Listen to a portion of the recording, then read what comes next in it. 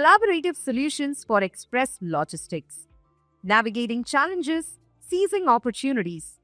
The express logistic industry is experiencing exceptional growth. The session will highlight how emerging technologies, new business models, and innovative approaches can unlock growth in the express logistics sector, bringing about true scalability.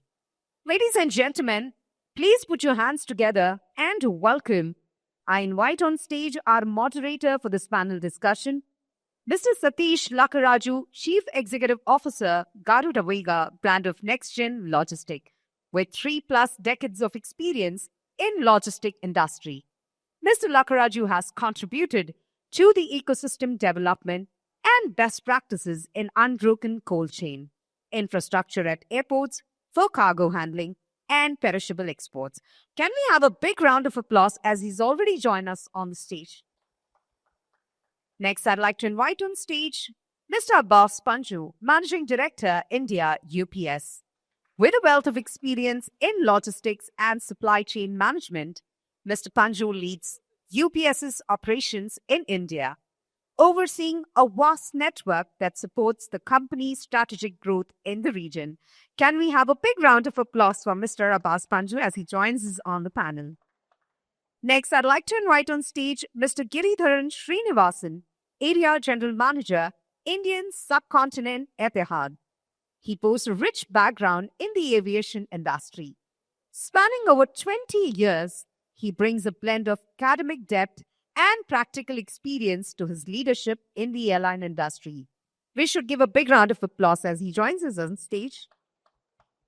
Next, I'd like to invite Mr. Amol Prasadi, Head SEM and Procurement, Metro Brands. Mr. Prasadi is a seasonal professional with extensive expertise in supply chain management and procurement strategies. His innovative approach to supply chain optimization has been instrumental in enhancing the company's logistics operations and ensuring timely product availability across an extensive retail network. Let's give it up for Mr. Amol Prasadi as he joins us on stage. And now I'd like to invite on stage Mr. Sitaraman Srinivasan, Head of Operations, Smart Wearables, Titan Company. Brings over 2 decades of experience in operations, product development, and logistics, specializing in optimizing processes. Mr. Srinivasan is known for his strategic mindset, focusing on delivering high-quality products efficiently while driving operational excellence. The future is here, ladies and gentlemen, and I take this opportunity to hand over the stage to Mr. Lakaraju to take us on this incredible journey of this panel. Over to you, sir.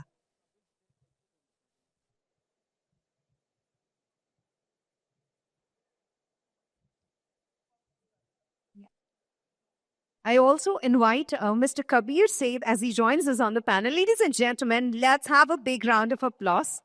And over to you, Mr. Lakaraju. Thank you. Good morning, ladies and gentlemen.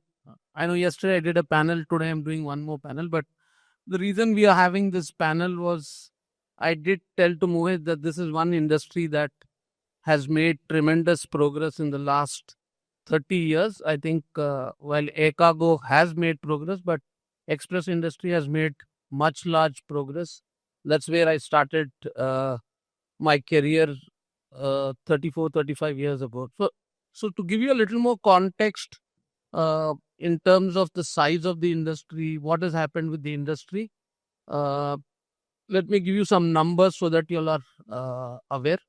The express industry would include courier, parcels, both domestic, international, and global perspective, including the e-commerce numbers that I want to give you all. 2023, the market was at $457 billion, and it's projected to be at $758 billion by 2028. So the CAGR is at 10.64, so it's growing much faster than any other logistics industry today, because the air cargo industry is growing, but not at this CAGR. What's driving the growth?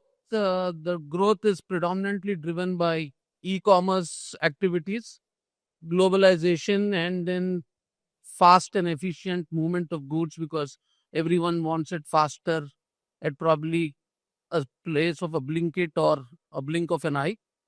Then let's come to the Indian numbers so that you have a little more context in terms of what are we trying to talk today and why is this topic so important. The Indian market is valued based on 2024 numbers at $8.58 billion, which again has a CAGR of 10.87. So when compared to the global market, the Indian market is slightly growing at a faster pace. But what we are anticipating is it will grow much faster, and approximately 4.4 billion parcels is what we are currently looking at, which will grow to 5.2 billion parcels. And again, predominantly driven by e-commerce, but what we are potentially to reach is USD 1 trillion by 2025, and multiple factors to it. And in context, if you look at what is the size of the Indian air cargo market, we are at 3.6 million tons. That is what we are looking at. There's been a lot of discussion. We are trying to look at the Indian market getting to somewhere like 10 million combination of domestic and international. So that's to set you to a little more context of why are we here on this panel and what we are doing. And fortunately, we've got amazing panel members who come from varied industries in terms of what we can discuss today. We've got Abbas who comes from the express industry directly from UPS. We've got Giri who will talk on from the airline standpoint of view. Then we've got Kabir from Allied Aviation. And then we've got Sitaram and Amol who will talk from a little more end user and tech aspect as well. So probably let me start more from Sitaram from that end and then move towards this end. Typically you come from a customer side and we come from a carrier side. Why is it so difficult most of the time for getting forecasts from the shippers, clearly for the carriers to make a larger print of a planning in the rest of them? Because we know the whole business in the industry in air cargo or express demands on, because Abbas comes to me in the morning and says, what's the forecast for the month? Now, where do I get the forecast from? Is someone like you or Amol who can give the forecast. We'll come to Amol on the peaks and the rest of them. Maybe you want to throw some light on your demand forecasting and those aspects for the crowd to understand better. Thank you. Thank you for that. And good afternoon to everyone. See, in terms of the forecasting and the visibility, what can be provided from the shipper side, from the business point, right? A lot has changed over the last 10 years, especially with the advent of the e-commerce and the quick commerce, right? The dynamism in terms of the requirement from customers has completely shifted, right? Because earlier, I think based on the CAGR for the business overall for the industry, every company used to have their own business plan, budget plans, and how is the volume shift that's going to happen, and then the trend for your volume requirement, which can also be given across to your logistic service providers for their planning and also for their manufacturing capabilities, right? Right now, earlier the trend used to be close to about 12 months plus. Now it has come down to almost like 3 months plus, right? Because that's the visibility that currently everyone is getting based on the consumer needs. More than three months, the demand dynamism is almost like more than 50%, right? Especially during your peak seasons in your Q3, Q4 during the September, October period, the volume gets almost like 2x, especially for consumer-oriented brands, retail brands, right? But still, as an organization, even in my current organization or in my previous organization, so we have strived to do better in terms of our forecasting and leverage a lot of tools, right, based on the historical and the statistical inputs for the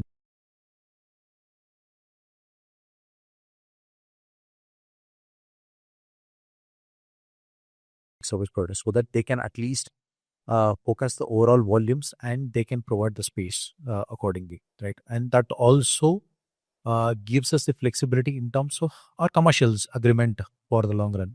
Let's say even if it's for a yearly RFQ or something like that, that gives the leverage when we give them that flexibility.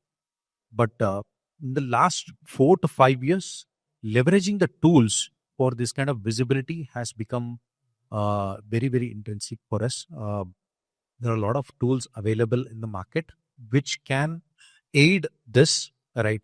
And in my current organization, we have some homegrown tools because a large part of it is on D2C. For us, where we have a huge retail network. So there are multiple algorithms which is played across the retail stores to factor in those for our CFA requirements. We have more than 40 CFAs across India. So for those and for the planning for my express logistics service providers, this aids us a lot, right? Especially during the budget planning terms. Right? Great. So now that we know that why forecast can be made, what tools we have, let me get to a little more on the challenges that we have, because Amol can bring out more on the tier 2 and tier 3, because tier 1 we know have good wide body capacities coming into it, and as you go into tier 2 and tier 3, the aircrafts become narrower, and also you have ATRs in certain routes. The accessibility becomes a larger problem sort of it, but the expectation of the customer is it reaches in the same time and length and breadth. So maybe Amol, you can touch upon the aspect of the challenges so that then we can see what are the solutions. So maybe over to you. Thank you. So generally, if you see overall, the metro cities, the tier 1 cities are pretty much sorted. The next phase of growth is coming from the tier 2, tier 3, tier 4 and the rural areas. And if you see, the distribution of population in India still is towards the other smaller towns. So because of some of the great socio-economic schemes being run by government, there's a lot of disposable incomes which are getting generated. Secondly, due to the digital penetration, the media advertisement, people know about brands now. If you see the tier 2, tier 3, tier 4 towns, earlier people were not that much brand conscious, but now everyone, due to the digital penetration, is becoming brand conscious. So what is happening? A day something is getting launched in India or Mumbai or Delhi, that in form of a digital marketing or a reel or something is getting introduced to a person who is maybe in a Raichur, town like a Raichur. Okay, and he also wants to get a pie of that. But how easy is to for a company to make it available for him same way as a person in a metro is ordering? So one thing what we see, the demand is coming from the rural areas, and getting that demand fulfilled in the right timeline, okay, is one of the critical things.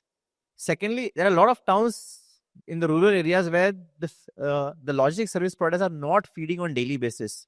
They have service maybe alternate day, twice a week, thrice a week. So one of the things what we are looking from overall ecosystem of logistics service providers, how they are able to consolidate. So even for Goa, a lot of major logistics service providers do not have a daily service. Okay, and if I go down to a smaller towns, it's very less penetration. So is there a way where all the LSPs can come together, identify such places where they are able to do a load consolidation? That is a primary thing. Secondly, the peaks. Okay, we have seasonalities, we have weddings, we have festives. We have a lot of things to manage. A requirement what is coming from south, because I come from the footwear industry, is like people use more of open footwear in south. While you go to north, it is more of closed footwear. Boots are much more prevalent in the very cold areas where it's not prevalent in the hot areas. Okay, so managing all these seasonalities, peaks and everything becomes quite a challenge. And coming from what my colleague was saying, how to handle loads. Okay, we rarely have discussion with our key account managers or coming from LSP, what loads you're going to give next month or next to next month, what loads we're going to see during festive period. I think that is very important that such discussions happen between a company and an LSP, where they are able to understand what loads we have done last year, same period, and what is the growth what we are forecasting. Yes, it may not be correct, but at least it will help them to build the capacities and for us to meet the timelines. So criticality, to sum it up, one I see is a penetration into the rural areas and working on the forecasting on how demand is going to get managed and how we're going to consolidate it. No, good. So it reminds me of my days when I was doing an MBA supply chain in Narsimondhi, and my professor told me that Indian logistics is complex for multiple reasons. The demand of lipstick in north is so high, whereas talcum powder's demand is much more, and return load management becomes very, very complex. And I don't see that has changed even after 30 years, because Delhi sees a -4 degrees to a 50-degree plus. So you have winter requirements to a sort of it. And I think on the cross border is where I'll come to Kabir clearly. The complexity is there both in terms of the cross border also, because one is in the domestic side. You can fly into any state, you can come out of it, because now with GST being there, you don't have these check post issues and the rest of them. But how do you then look at technology being deployed on the e-commerce and the cross border? Because then I'll come to probably Giri and then into Abbas. But how do you see the cross border evolving in the next couple of years? Yeah, from a cross-border perspective, I feel like India is still pretty nascent. From global metrics, we control less than 1% of e-commerce, cross-border e-commerce, with our friendly neighbor China controlling a lion's share, right? So I read somewhere that India's vision is to get to 10% of global market share on cross-border e-commerce by 2030. I mean, it is an extremely challenging and aggressive approach there. And for that, we have to enable infrastructure. I think, like you were talking a little bit about, each local and hyperlocal market kind of having their own independent challenges and their own uniqueness, right? And I think that's when the unorganized sector comes into place in India. So some of the metrics that you were talking about early on in the session, it's interesting because I feel like our C2C, our B2C, our parcel business, our cross-border business is all kind of one big pie. But for us to grow cross-border e-commerce, we need to kind of break the parcels from the 5 kg shipment needs to be broken down to the 50-gram shipment. How do we facilitate that? How do larger infrastructures in the airports kind of manage the CSP5 and the CSP4 clearance? Things like that need to kind of improve. Throughput to those airports have to can those airports take the million packages a day? Because when we talk about 50-gram shipments and then we're consolidating to over 2 tons, 3 tons, 5 tons, the sheer volume has to be managed. So for me, I think tech is going to be a big part of it. I think the government has done a bunch of really cool things on say, ONDC, where they've kind of solved the front end. I think in terms of like, okay, I'm a shop, I'm a small e-commerce player, I have a product, I can plug into the ONDC, I can get logistics service providers. So they've kind of very efficiently used tech to solve that. But I think that same approach needs to be used on the back end. And when I say the back end is the operational infrastructure at the airports. And I believe like EACI is probably not just best equipped for that. I think we need to build maybe a cross-border task force, which just focuses on this, focuses on unifying this entire interface to seamlessly integrate the Amazons and the Flipkarts to the UPSs and then the back-end infrastructure at the airports. And I think that will really facilitate scale. And I think that's what we need, doing things at scale. No, great. So you've touched a lot of points in, I know the challenges in the cross-border for exports is not so bad, but we'll come back to that. But whereas for imports, still India is struggling extremely. Absolutely. Sort of it. Well, let me get to Giri, because Giri not only represents a leading Middle East carrier, but the current problem that I see really in the Indian airports, both for domestic, is the ready-to-carriage situation. And that has not changed even now. If you go into any airport in the morning at 2 for domestic cargo, we still have gunny bags being thrown, people trying to muck in. What do you see on the ready-to-carriage subject? And probably you want to throw some light on it. So first of all, Satish, thanks for having me. What I understand from other speakers are, we have technologies. If you look at airlines perspective, we have a lot of technologies. One of the technologies recently we have implemented with the support of artificial intelligence, it throws what would be the trend for, let's say, for the next 10 days or next 1 month or whatever. And also it gives a live visibility to the customers in terms of what kind of load factors are available on each and every flights. So that kind of a technologies are already available. One thing, probably what we wanted to do is, we wanted to integrate systems. So there are, see, if you look at from shipper side, and then freight forwarders, and then you have terminal operators, I think, all the systems needs to be integrated. I think it gives the visibility to the shippers and, the freight forwarders in terms of, what are the loads available. And also they will pick and choose, whatever lanes, they wanted. And in terms of ready to carriage, known shipper, I think India is something, we have been talking for a long time. If known shipper comes in, it avoids, the delays in the airport. It significantly, you can save time, and then it will help us also in terms of, turning around the flight, and then it will be beneficial to everybody. I think very good point. One, you touched upon the known shipper, probably the AEO concept that we should look for ready for carriage. I think Abbas will talk how we give them cargo ready for carriage. I'll leave that to it. But I think it's a good point that ready for carriage is something which we would want to really look in the days to come. So let me come to Abbas. Welcome back to India. From the way you traveled across Thailand, Dubai and the rest of them, do you see a lot of changes in the country in the last couple of years after you've come back is one? Two, why is that we see UPS now more than what we used to see before? Because when I started, it was only the red and yellow, but now we see more of the brown tail coming in. And what is that the brown tail is doing differently from the rest of them for us to understand? Yeah, though I think first of all, it's really good to be here with this panel and with the audience. And Satish, I mean, great to get a softball for the first question. So I certainly appreciate that. But listen, I was, for me, I came back to India after about 14 years. And I can tell you much has changed. I think primarily the hunger for success, is very evident, right? And initiative is one thing, but it has to come with obviously material change on the ground, and I certainly see that. And I wanted to pick up on some of the conversation we were having about India has aggressive goals ahead. So and look, we're obviously UPS. We always support everything that has to do with trade.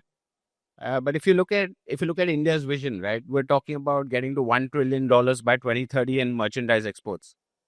And so, I truly believe that as the country has to progress domestic consumption, but it's also really important to, capture the imagination and enable the largest growth segment, which is our small and medium businesses.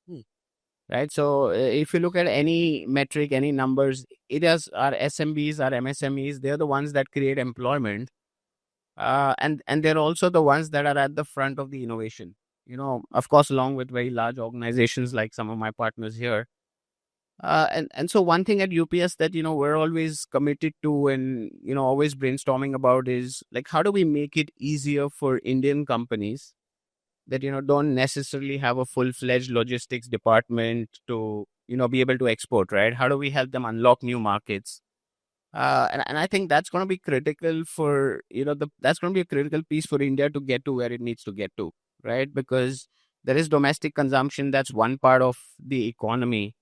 But then there's a huge opportunity outside. And especially now when you have, China plus one trends, our neighbors find themselves in a certain situation they do. US just went through a very interesting election. I mean, still to kind of determine what happens there. And so we focus a lot, apart from providing an integrated solution, which is, we want to be able to take a package from point A, deliver to point B, but, be the single hand in the entire transaction. And I think that's important from a speed, accuracy, reliability perspective, but at the same time, enable them from a training perspective. And that's what we focus on. So I'll just, not to talk my book, but I'll give one quick example. In the, we're partnered with the India SME Forum here in India. And so we've, over the course of the last 1 year, actually trained 500 women-owned business entrepreneurs on how to export. And I was just looking at the numbers the other day. We have a hit rate of 30%, which means 150 of those companies, these are MSMEs, Satish, actually have already started exporting. So, I mean, if you think about the multiplier effect as we keep going on, I think that, so really India's growth story, if you ask me, it's a combination of domestic demand and consumption, but also about taking a rightful place in the world, right? Which is really becoming the manufacturer of the world. So, yeah. No, great. I think to add to what Abbas said, I know I have a role of a moderator, but from an organization where we work today, close to 80% of our volume goes to US. If you look at when you walk through the Geo Convention Center in the US Embassy, in the morning the queue only gets longer every day I come, and the aspirations of the Indian to get into the US continues to be there.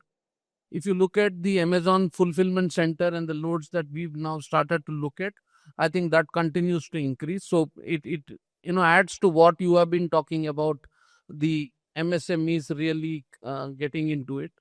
And we only cater to C2C, so I can tell you that that's only increasing, and the CAGR is not 10 for us. It's a 20% in terms of the small and medium sort of it, and I and Kabir were discussing about it.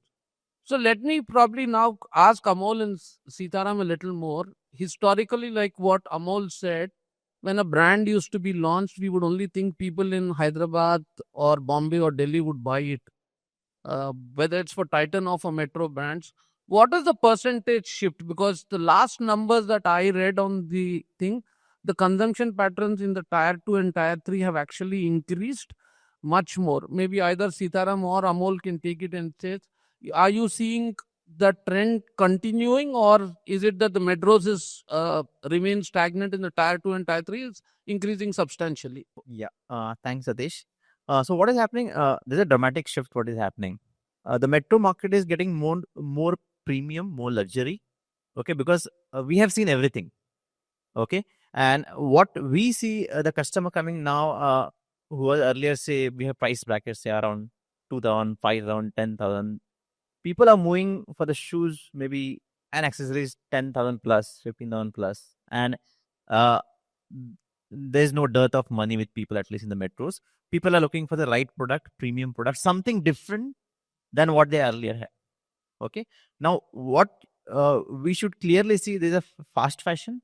There are a lot of fast fashion chains which have come up where your apparel you just use for 6 wash.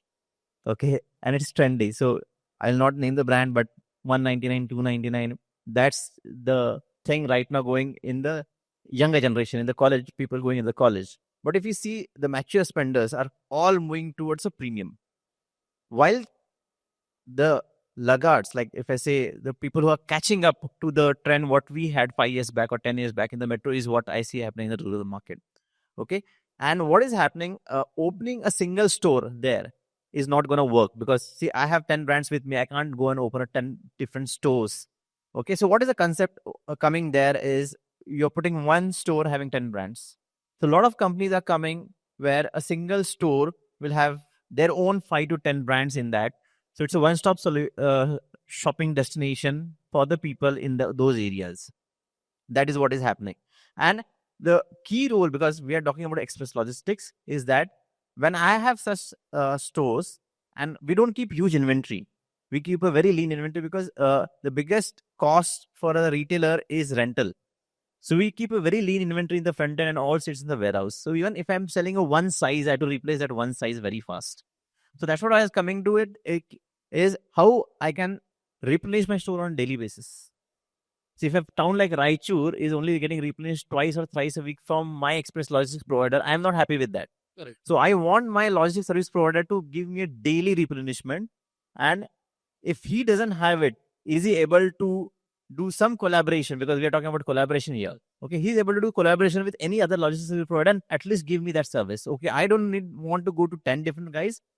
Maybe I want to go to one my logistics service provider who is able to replenish Raichur daily for me.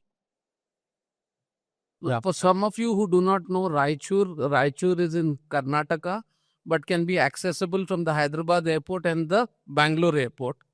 And why I know Raichur is because it's close to Mantralaya, where it's a temple. But I have fought legal cases in Raichur, so I'm well versed about that city. And even though Raichur is very close from Hyderabad airport, is not getting catered from there. Correct. No, there is Satishan from the Hyderabad airport, so I thought it's pertinent to mention that there is Raichur which can be catered to from the Hyderabad airport as well. Maybe Sitaram So, wants to take I'll first. just add to what Amol had said. See, in terms of tier 2 and tier 3 penetration currently, right? For us, close to about 50% plus is now in tier 2, tier 3. Our revenue contribution has increased a lot in the last 5 years. So we are concentrating a lot in terms of our penetration. So that adds to a lot of challenges as well. So as he rightly pointed out, right? Most of the early adopters in the metros, right, have shifted from the basic level of their requirements to a premiumization, right? Most of that has shifted to the tier 2 and tier 3 cities. That's where most of the e-commerce now players are also focusing. All the platforms are now actually targeting a lot of tier 2 and tier 3 cities. As retail brands, right? So it comes with a lot of challenges for your inventory. You cannot hold a lot of inventory for the retailers or for your franchisees, right? So you cannot build the load on them. As Amal also said, we have built in a daily replenishment model to almost all our retail channels, right? So across our CFS. So we take partial load of all our franchisees at the back end, right? But the daily replenishment has got its own challenges in terms of the logistics network, right? So currently, relying only on the express logistics adds to a lot of cost, right? How do we actually optimize that? If we have kind of a multimodal transportation built within the ecosystem in domestic, right, it can at least save some kind of freight instead of just a full-fledged express logistics, right? Even if it can reduce by like 25-30%, it saves a lot for the retail brands where they can focus a lot in terms of the penetration, which will help build the economy in the tier 2 and tier 3 cities. No, good. No, I wanted that number of 50% coming from tier 2 and tier 1 because when I came into the industry, it was still 80-20. And I will not be surprised in the next conference, we are saying it's come down to a 40-60 sort of it. So let me come back to Kabir now and put you in a little of a spot for one reason is the Indian government and the customs still says your CSB 5s or CSB 4s or the 25,000 is one bit of a ceiling, but the US government talks about USD 800. Now that's a bit of a tricky subject because you allow 800 and then maybe Trump may bring it down to 200. I'm not too sure. I'm also speculating. But how do we look at that? Is there a regulation change that is required on that minimum amount? Because today what do you get like Metro Brands and Titan saying that 600, 700 rupees you don't get. You go to Hush Puppy, it's 12,000 rupees for a shoe. Yep. So if you're going to send 2 Hush Puppies, 25,000 is over. No, I think that raises an important point. Sorry to jump in. The point being, I think we need to let free markets kind of do its thing, right? India is growing. We're seeing demand from tier 2 coming up rapidly. We're seeing wealth accumulate in different parts of India. Now, as domestic gross product increases, I feel like a lot of this will then, and with Make in India kind of initiatives, we need to start promoting stuff outside, stuff made in India, global, how to make India global. And a lot of that also talks about how what India is consuming as well from like places like China and other parts of India. So my point being, I think it does, you do need to look at a change at that level. Absolutely. For us to facilitate growth, I think it needs to be flatter structures need to be in place. We need to look at higher value that people can then share. Like if it's a 50,000 rupee shoe, it needs to move. It needs to move quickly. You don't need to have 2 layers or 3 layers of documentation simply because you're not getting much for 25,000 rupees anymore, especially if you want to ship abroad. So the products are then sold in dollars and euros. So that needs to be factored in when rules are being made. In China, it's easier to, it makes more sense to export products than to sell domestically, for example, right? So we got to look at some of those models take inspiration, not copy. I feel like there's a big difference. Do our own thing and have the sellers that and the retailers who are aggressively looking at domestic markets to then say, hey, I can get more bang for my buck cross-border as well. And I think that's when we really, and it should be easy. It should be convenient. It should not, the shipper should not be drowned in documentation. I think Shankar in the previous panel was talking about, you don't look at, you don't book flight tickets anymore through travel agents.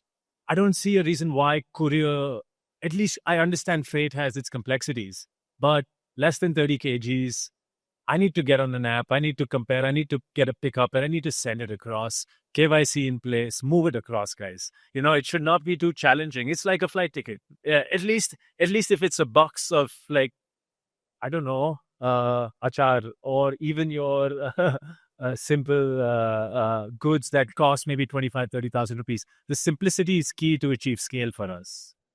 So Kabir, the app is launched by us. So next time you want it, you can use our app. Perfect. Okay. Yeah, no, I think But, it's great. No, but the reason I brought up this for the audience benefit is there is a stipulation of 70 kilos below for imports, but there's no stipulation for above 70 kilos or more in the express industry. So there's no standardization in terms of import and export. I think that's one regulatory part of it that I wanted to bring out so that you are aware why this session is being discussed about. Why the 25,000 point also was bought out was this was made when the dollar was still 25 or 30 rupees. Exactly. Okay, so now with the dollar being 84, and my prediction in one of my article was it will touch 100 for multiple reasons, because the Indian women will continue to buy gold. So you will import and the dollar will go up. And also one of the reasons we brought up this point basically is that on account of the 25,000, people have started to under-declare the product in the express industry and they don't get the claims that they want. A sari in Hyderabad today no more comes at 25,000 because most of the saris that come at 1 lakh plus. So I know there are multiple angles to the legal framework, but let me get to Giri quickly. Giri, what is that the express industry and the airline industry can collaborate clearly to optimize space in the whole process? Because if I go to Abbas, he says, look, space is tight, but then the peak comes up. How do you match and collaborate overall the capacity? Because this was a point I raised even yesterday, and probably you want to throw some light ultimately in the subject. Yeah. So there are two things, Satish. One is, see, today, running a freighter is not easy, right? I think, my business case, keeps changing every week. So this week, I have different projections, and the next week, it's a different projections. I think it's more to do with the demand forecast. And if you look at APAC, the yields are same and the volumes are committed. I think, that's the reason why there's a lot of freighters, operates out of APAC compared to India. That's number one. And number two is, I think India, the kind of the economy what we have, I think we need to do more of a transshipment hub. So, I mean, if you look at, thanks to DIAL and GMR Hyderabad, and now BIAL also got a permission for Dhaka. At the same time, if you look at the volumes, what comes out of Bangladesh today, there's a lot of transshipment goes to Colombo, a lot of transshipment goes to Malé also. I think, we are missing out that element in terms of, consolidating in India. And also with Kathmandu. I mean, Kathmandu, it's always struggles for space. And most of the flights, whatever gets into Kathmandu, it's all narrow body. So probably it's a collaborations with terminal operators and airlines, and then some kind of alignment between all the partners to do transshipments. That is number one. And second is, the demand forecast, like what is expected, because, I can deploy my resources, very well aligned to the market, and then the yields will be stable. I mean, you will not see a fluctuation. The yields goes ups and down and all these things. Yeah. I think Abbas is already waiting, and I can see Prasad there, and then Satish here, and then Bina here saying, what can we do from Nepal, Kathmandu, Maldives, and a lot of them. So transshipment is one of the top hot topic for ACFI as well. So maybe Abbas, you should now tell us what is missing in the whole link now that Giri has thrown the floor open for a lot of discussion. Yeah, I think, to be honest, there are a couple of great points made there, Satish, that I really wanted to kind of touch upon and add on to, hopefully. So, and I was so happy to hear about tier 2 and tier 3 cities demand, because, one thing that we see on the international side is that, growth in terms of CAGR still exists in tier 1 cities, but, it's slowly moving over to the tier 2 and tier 3. So, if we have to create something that's really going to make a difference, then it has to be something that has an ecosystem. So, which includes companies like us, logistics service providers, public-private partnerships, the government itself. Because when I kind of lay out the government vision and I think about, okay, we're creating, export clusters, we're looking at one district, one product. So clearly the growth is moving more inward, and that's really important. So, again, if you look at, if you don't map China's growth, over its great decade or 2 decades, whatever you want to call it, then it's all about deepening and widening, and that process is happening in India today. And I think for all of us, the point should be, how do we, along with the government, build great inter-India connectivity? Because the fact is, and I think he will agree, we will always operate hub and spoke, right? Correct. Because, you can't have 50 freighters land in 50 cities at the same time. Maybe one day, if the demand forecasts are right, then possible, but at least not in the foreseeable future. Therefore, I'll always be hub and spoke, right? So the point being, then how do we build that connectivity within India so that someone exporting, jerry out of Uttar Pradesh is still able to, provide a customer in the US the same service that someone in China would, right? I think that's part of it.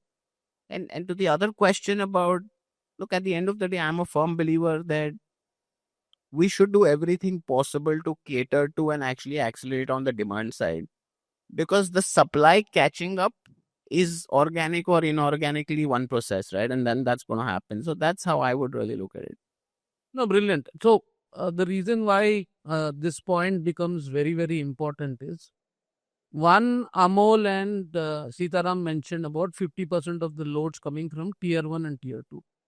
So this debate has always been in the express and parcel industry, where should be the hub currently located? Okay. Now the hubs have been created based on consumption patterns in the past, but now with the consumption patterns as it, should the hub be in Hyderabad or Nagpur?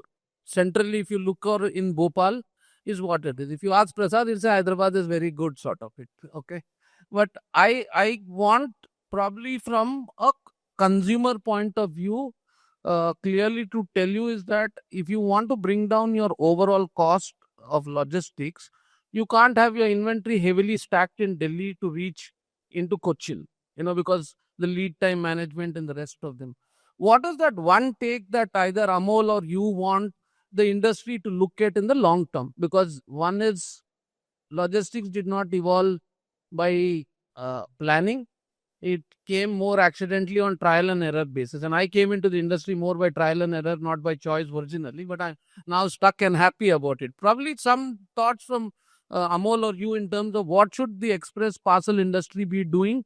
Should we get some more drones into it? Do we get something new and innovative end of the day in the process? Because we are not going to expect traffic in Bombay to be eased out and say, oh, from tomorrow there's not going to be traffic and that is a dream that we want. It's not going to happen. Let's be practical and honest in the thing. Is Delhi not going to have pollution? And Graspur, it's going to be guaranteed is going to be. And I think Mr. Karan Wadhwa and Mr. Wadhwadi was telling, right, if the pollution in Delhi stops, then half of us will die, because we are used to so much of pollution now. So probably your thoughts on where should be an ideal logistics hub be created in this country? Yeah. So what is happening? I'll talk about fairly about the volumes. So it's not about number of hubs or the location and everything. 10-15 years back, we had warehousing size like 50,000, 1 lakh was a big thing. Now everybody's talking, if I take about the companies, the retailers, everything, talking about a 500,000 warehouse square feet. Okay. So everybody is massively investing in warehousing, including us. And when I say just not warehousing, is not land or a building, but going for a grade A plus structure with state-of-art facilities, and everybody's investing in automation, be it sorter, be it AGVs, be it ASRS. And with this sort of investment, what we are looking is build large distribution centers, but very few, which are very high throughput, run 24/7. For me, having 10 distribution centers with such huge automation doesn't make sense from cost point of view.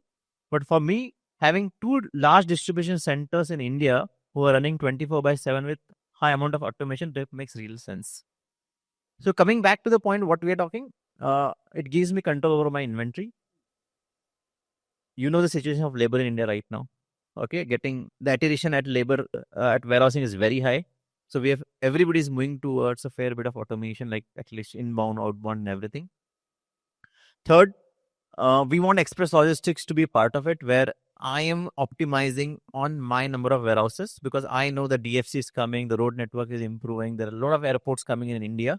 I want to ride on that. I want to leverage on all the government infrastructure, be it Sagar Mala, whatever it is. Okay, what are 4-5 big projects are coming? How I leverage that? Okay, and with the help of industry, how we bring down overall my cost of transportation. So overall, when the Gati Shakti and everything started, the ministry were talking about 10%, 13% logistic cost. Then they changed the number to 8-9%. But we cannot go to the world and say 10 to 13% is the cost of logistics in India because nobody will come. Correct. Okay. So thing is that then government changed the number saying, okay, 8 to 9%. And but logically, if you see the global standard comes down to 5 to 6%. But what I see, what's happening, all these 5 to 6 major projects where government is bringing in, the industry is gonna have less number of warehouses. And that's where the express logistic comes in. Okay, the less number of warehouses, we need more proper service, more daily replenishments, more routes, more pin codes. And that is where these guys, the express industry really show up and match what we are looking at. But it is very clear, maybe they have a different instance of having a lot of warehouses. But what I speak with my industry friends, people are going for large warehousing with automation, but less number of warehouses. No, brilliant. Because I work for a company called Agility, and we used to have 44 warehouses at one point of time. And we've done all this, and trust me, because someone said we even went and put 1,000 square feet warehouse because just the customer asked. And I used to bleed left, right, and center, and never the contract logistics business was profitable. Whereas in Middle East, our smallest warehouse was 60,000 square feet. And your racking system was 7 level. Otherwise, we used to never do warehousing. And India, to get a 7 level warehouse was like next to impossible because you never get fire approvals for it and people never had sprinklers in it. So in terms of automation of warehousing, I saw robotic process automation way back in Germany, where there used to be only 4 people manning a 1 lakh square feet warehouse. I think these are good, brilliant points what the industry should be looking, and good insights, Amol. Great, and probably Sitaram can add a little more to that. Yeah. So post GST, as most of them might know, the hubs have actually reduced. So people are not building too many warehouses across the country. So they are restricting the number of hubs what they have, but the number of spokes have increased. They have smaller warehouses to cater to the daily replenishment. That's what people are building. So we have 2 major hubs, like catering from north to south, and south and west being catered from Hosur, and from north we cater to the north and as well as the east. That's how the major hubs are there. But there are minor, smaller CFAs which cater to the daily replenishment for the 1,200 retail stores that we have across the country. So that's where the express logistics comes into the picture, and the point that I touched upon earlier as well. For the multimodal transportation, right, where a single logistic service provider, if they can provide a cost-effective solution for us to do this daily replenishment, because there will be multiple touch points where you will have to do the services, right? It's just from hub to the regional locations, and from there to the retail stores and to the super stockists, those levels.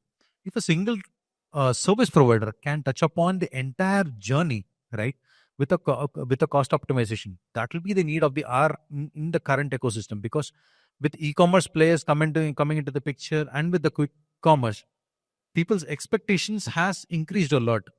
In the earlier panel, someone was stating, I think one of the panelists from Ingram, they said, okay, how do I deliver 5,000 laptops in 15 minutes? Which is next to impossible, right? That's the kind of expectation which the customers have now for most of the products, especially the retail segments. How do I enable that with cost optimized express logistics is something which we are looking forward from the industry to provide some solutions for that. So fortunately they exist, but Amol wants to add something before I come to Kabir Raman. Yeah. one more point from a customer side. Correct. Okay, I think everybody here is buying some stuff from e-commerce. I think there's no one who buys. Me as a customer, what I feel, I get a message, your parcel is going to get delivered today. I don't know when. Okay, the message get delivered, or sometimes I get a message, your parcel is going to get delivered today by 9 p.m. or between this. If a Swiggy and Zomato can give me a live location of my delivery partner, what's stopping the last mile guys to give it in Express Logistics? Because I wait whole day. I'm in a meeting. I can start getting calls for OTP. Okay, if I know when that guy has started, I can track him online. Okay, and I know this time he's gonna hit me. Okay, I am pretty much prepared for it. So I think somewhere if what Swiggy, Zomato have done on the last mile, where I can see where the person is, at what time he's gonna arrive at your place, I think that will be a great value addition. I think everybody is aligned with me. People are looking for such thing. I think, I don't know when and how it is going to come. Is there a cost angle? Because I think the cost is already been killed by these guys. Okay. The quick commerce guys. But I think this has to come to the logistics industry somehow. I don't see it too far, because every day morning when I go to Alexa and I see it in yellow color, I know my wife has ordered something on Amazon and my wife has swiped the credit card clearly. So I think if technology can get to that level, it's not too far for companies to do API integration with thing. For example, we have our API integration with UPS already in place, and our customer gets that sort of an alert. And maybe Kabir wanted to add on the tech part of it before I get to Giri. Yeah, not just on the tech part. I do believe, I think the quick commerce guys are kind of doing the same things that the express logistics guys have been doing for donkeys of years. A dark store is nothing but a warehouse, So I feel a lot of what the last mile, first mile piece that the quick commerce, the Zeptos and the Blinkits have been kind of innovating on is on the backbone of the express logistics business, with companies like Domino's doing this 30-minute deliveries way back in early 2000s, right? So we have the base layer in our industry to kind of prove to customers that we can. But yeah, you raise a very interesting point. Why has it happened? Why hasn't it happened yet? And I think it goes down to the cost optimization bit. And because these companies are backed heavily by venture capital, so cost is not an issue at the moment. But when these businesses, or when quick commerce kind of reaches a bit of a plateau, you would see maybe one or max two companies kind of stabilize. So I think it's a question of time, and they're in the stage of hyper growth, where economies of scale, I don't think it will really make sense. So Giri, to add to all this aspect, where do you think the carriers and the integrators and the end customers can integrate on technology? Because end of the day, what the customer is asking is, I want to see it on my screen or on my phone or on my watch, but don't charge me for that bit of it, but give me it at a price which my end customer can. Because if you're buying an orange juice of 10 rupees, you can't say my delivery cost is going to be 90 rupees or sort of it, because the economies of scale nor anything will work out. Where do you think the technology can play a critical role end of the day? Should it be a single platform? What could be done in that sphere? So, I feel, the missing link is, connection from all the stakeholders. And I'm talking about, probably a tri-party. So today what happens is, the shipper deals with a freight forwarder deals with you, deals with me, and then, we will take the shipments from, point A to point B or whatever. So we will never come to know that, what is the end user really wants it. So I think, we need more discussions with large shippers and understand, what the expectations are. Because what happens is, every company invests heavily on IT. Last year we invested, a lot of money on enhancing our systems, and then we have, we have invested on artificial intelligence and a lot of stuff. So we need more discussions in terms of, what the market wants or the customer wants. And every year, we will invest on the IT, right? I think, it makes sense. I think, we need more discussions and try and understand, so that, we will consolidate and put it to our IT team for a further development. Maybe Abbas, you can probably throw, because the big elephant in the room is any of the customer. We've spoken enough on the customer.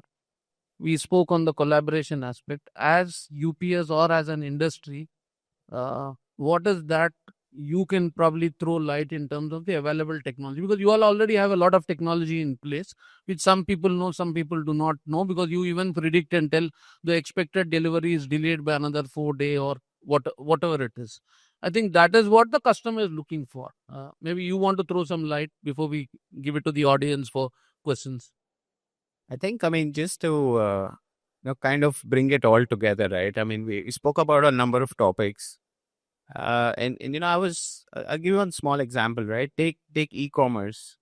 I mean, typically, when you're a logistics service provider, e-commerce brings volume, but potentially can also bring a lot of cost, right? And of course, at least from our perspective, one is in the business to serve a customer and make money, right? So, but if you think of it, if everything comes together nicely, and to their point, if it's done in a cohesive manner, and I was listening to the panel that preceded us, and there was a discussion about sustainability. I'll give you a great example, right? At UPS, we say the greenest mile we have is the one that never happened. So now think of e-commerce deliveries, which are really spread far and wide, but if done the right way, it creates density. And therefore, someone like UPS, we've been doing it for years, right, will ensure there are more stops on the same route. So you actually have less green miles. I mean, that's one way of looking at it. I think coming in terms of technology, that changes everything. So I'll give you a quick example. In the US, on the supply chain solutions side, we have a warehouse processing center called UPS Velocity, which works purely on AI, has about 700 bots, processes 350,000 packages a day. And I can tell you that's a lot more than you can do in a manual automation center. So I think kind of the perfect storm is in front of us, right? The demand is there, the consumer is interested. At the same time, if done right, we can bring the cost to serve down, ensure that our companies are competitive, whether domestically or internationally, and make a play for a rightful place in the world. So, No, great. I know I don't want to delay the lunch for the panelists and the rest of them. Probably I'll keep the floor open for any questions before I summarize and close down. I see one young lady asking for the mic. Can someone pass it on to her? Something that could, for example, open up SGD for unserved, untapped regions. I don't know about 5,000 laptops in 15 minutes, but our aircraft, for example, the Blue Jay Reach can definitely do 100 in 30 minutes, say from Mumbai to Pune. But I haven't really heard any of you talk about a different means of transportation, right? Something like a unmanned aircraft, a drone, which is what essentially we are building, VTOL. So would love to hear your thoughts on this. It might not do it might not do large loads or large ranges, but for, specifically for the express scenario, meeting certain demands, not last or first mile, but as a complement to mid-mile logistics. How practical do you think this is, and what's the appetite for adoption? Okay, let me take it, because I know your organization quite well and what. So let me combine two things before anyone else answers. One, we spoke about sustainability in the earlier session. And one of the reasons that we reached out to you or the other organization was it really helps, because in the express industry where I, Abbas or Kabir or anyone operates, you don't have full truck loads all the time. Speed is an essence. So if you're looking at a Karimnagar or Visakhapatnam or Vijayawada or rest of them, and we want to come into Hyderabad, it's a perfect solution. I think it's just that the regulatory framework has to be clearly fixed. You guys have to get the approvals, and then probably any one of us can probably take the first mover advantage. Because in the express industry, that 1 rupee or 10 rupees extra really does not matter. Whereas in the domestic industry, I can guarantee you, if you go to Amol or to Sitaram, they'll say, is it 10 rupees or 8 rupees or 6 rupees? So there it is going to matter. So I am telling you is that I'm clearly looking at it as an e-commerce cross-border trade, where you can't have a tag time of 8 days to get into the US, because there the value is high of the goods. Whereas if you're transporting juices, they're not going to use drones. But if it's a Rolex watch, for sure we're going to use a drone clearly. So that's my take, but I'll leave it to the others.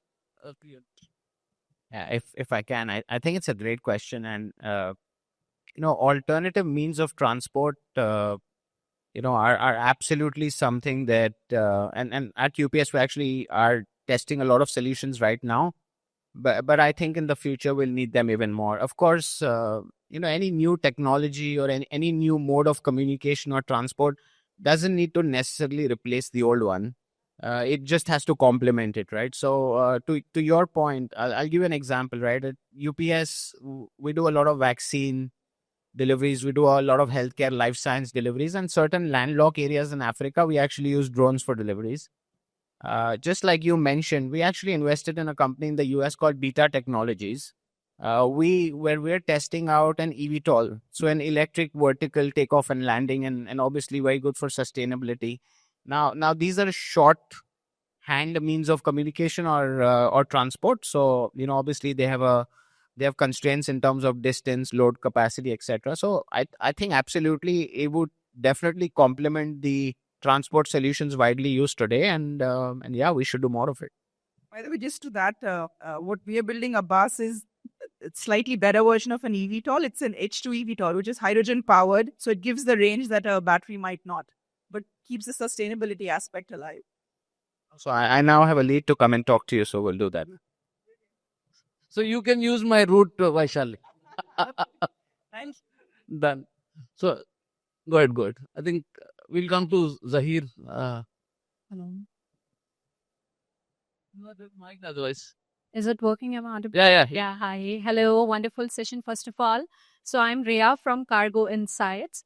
One of you said that the demand is shifting more towards the Tier 2 and Tier 3 cities, and with much lesser infrastructure development over there, how are we looking forward to promote express logistics, especially in terms of instant gratification over there? When are we expecting the same? And is the industry ready for the need it now era? So it's addressed to whom? So it is addressed to Mr. Panju. Okay. Good. Yeah, thanks for the question. I can tell you, my colleagues here will attest to it that it's one of our widely discussed topics back at work, because and I'm going to come at it from an export perspective, right? From a cross-border trade perspective of it, and definitely whether we map our own growth or even the CAGR in the market, we definitely see higher numbers in the Tier 2, Tier 3 cities.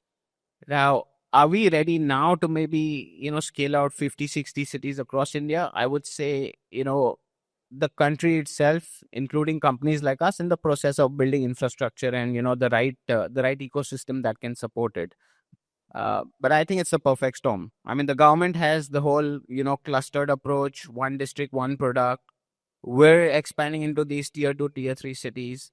There are the ULIP, the logistics policy talks about, building connectivity within India, to get to like a hub and spoke model. So either it's a Delhi or a Bangalore or, one of the larger gateways, and then to be able to transport out into the rest of the world, right? So I think what's unique about India is that, we have unique product in different parts of the country. Now, the question is connect those dots together.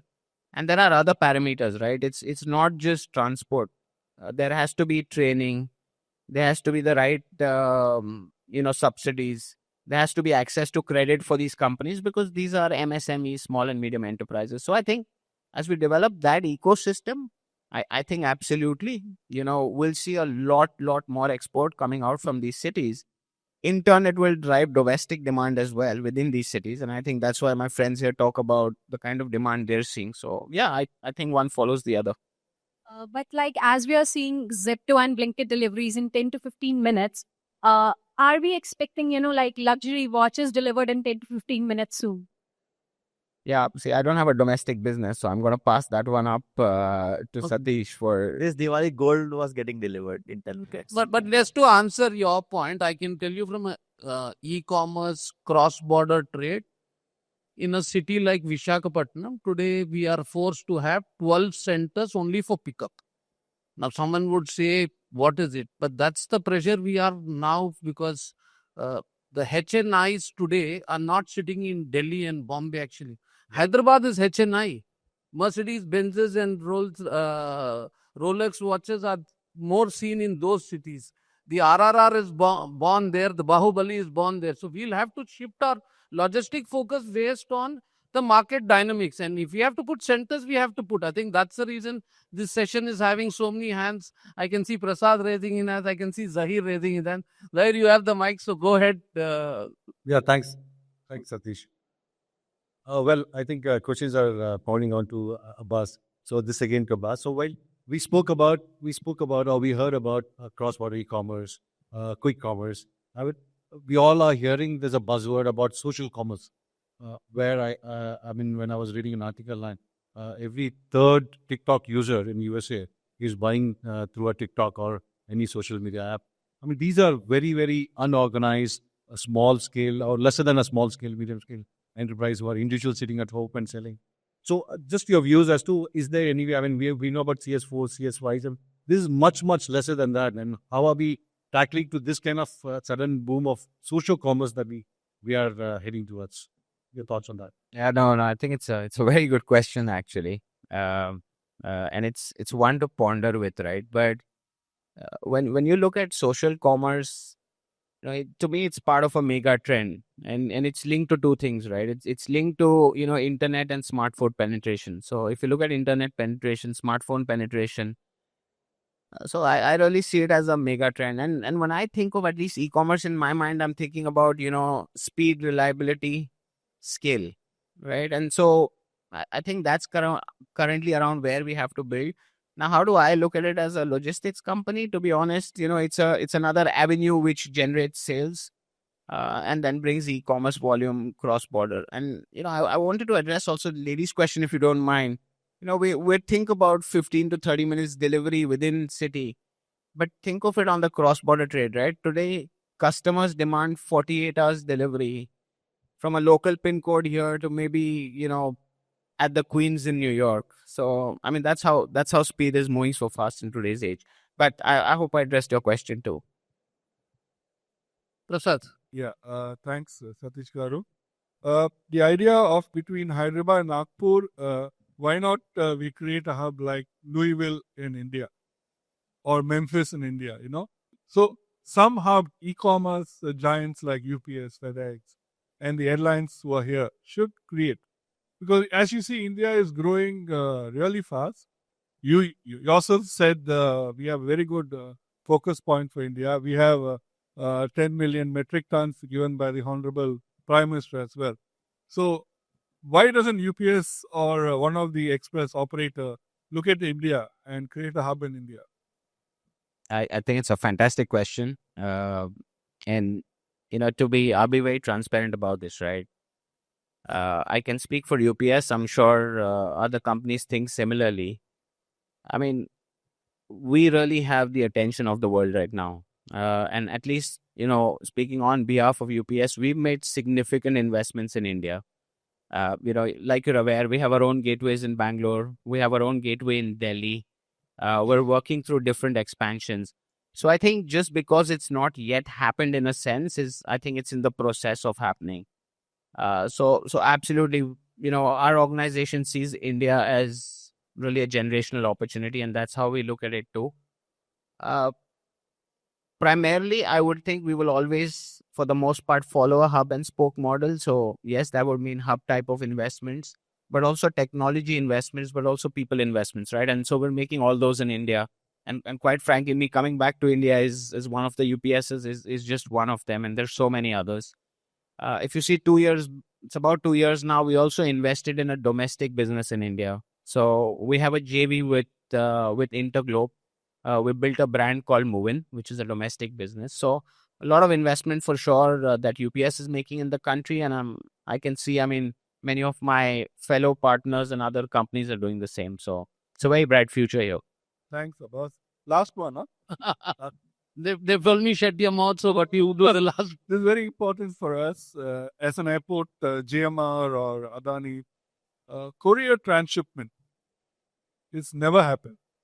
We do transshipment for cargo, but courier transshipment, I don't know why the express industry is not lobbying with the government of India to allow courier transshipment. So this is a question put to all of you, because all of you are at least still Kabir, Amol and Sitaraman, I'm not sure. But you guys, you have to lobby for courier transshipment. Otherwise, a courier which needs to reach Cochin has to go to Dubai and come back on a different flight back to Cochin. So these are the problems you are facing. So the cost of the courier is also increasing. So you guys have to really work on something on courier transshipment. Okay, Prasad. So let's take this up as an ACFI project, and trust me, I'm happy to address it because I'm now moved to Hyderabad. So I think I'll leave it now to the MC to take it over. Thank you. Thank you so much. Ladies and gentlemen, let's give a big round of applause for all the panelists and our moderator for sharing your knowledge and expertise. You really taught us it's not just about embracing sustainability, but it's also about fostering a profound shift that echoes in the very core of our industry.